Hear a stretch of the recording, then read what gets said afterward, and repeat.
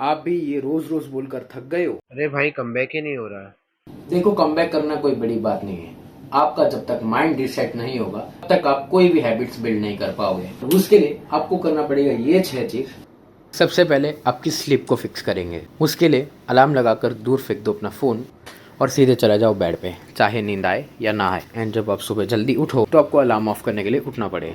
आपको करनी है बैठे बैठे 30 सेकंड की डीप ब्रीथिंग एंड पी लेना 1 ग्लास वाटर। ये छोटी सी घर में से एक वॉक करना। ये करने के बाद आपका ब्रेन इंस्टेंटली वेकअप हो जाएगा। उसके बाद आपको करना है कुछ स्ट्रेचेस, वार्म अप्स एंड छोटा सा वर्कआउट जैसे कि पुशअप्स एंड स्क्वाट्स। और फिर मैं देखता हूँ आपका कमबैक कौन रोकता है। ये सारी टिप्स आपको अच्छी लगी तो फॉलो फॉर मोर।